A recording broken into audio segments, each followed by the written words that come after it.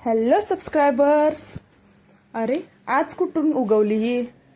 तर खूप दिवस मी ब्लॉग टाकले नाहीत कारण मी गेले होते फिरायला आणि त्याचे ब्लॉग लवकरच येतील. तुम्ही फक्त वेट करा आणि सबस्क्राईब करा. तर आज 2-3 दिवसांनी ऑफिसला गेल्यामुळं काय समजत नव्हतं काय करावं, त्यात होळी. तर ही बघा, कॉर्पोरेट लाईफ होळी. तुम्ही ह्याचे रील्स खूप बघितले असतील. मग म्हटलं आपण पण ट्राय करावं. फ्लेक्स हो, दुसरं काय. मग त्यानंतर थोडं काम केलं आणि मग घरी आले.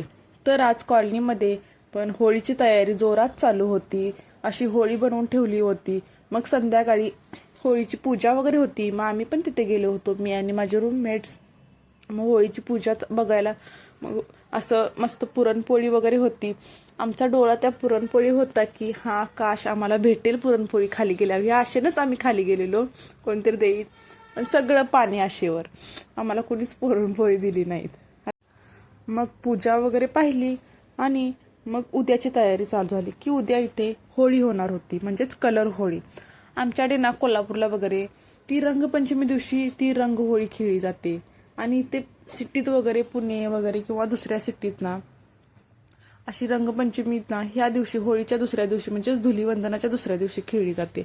पण आपल्याकडे तसं काही नाही. त्यामुळे मला लहानपणापासून सवयच लागली आहे की रंगपंचमी म्हणजेच होळी. पण इथे आल्यावर समजलं की होळी दिवशीच ह्यांची रंगपंचमी असते. आणि एक आमच्या गावात ना आजच्या दिवशी अशी गावात एकच कॉमन होळी पेटवली जाते आणि त्याचा जी विस्तू वगैरे किंवा काय म्हणतात आग असते ना, जाळ, तो घरी घेऊन यायचा आणि दारात विट्टांची चूल मांडून त्यावर सकाळी भिजवलेले अशी हरभरे असतात ते भाजायची आणि ते खायची. ही आमच्या गावची परंपरा होती.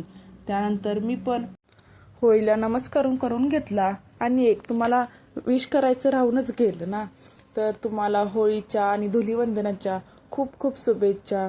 अशाच या होळीमध्ये निगेटिव्हिटी, आळस, नैराश्य जे काय असेल ते जळून जाऊ दे आणि म्हणजेच येणारे दिवस खूप सुंदर आणि चांगले जातील. तर परत एकदा होळीच्या शुभेच्छा. Bye bye.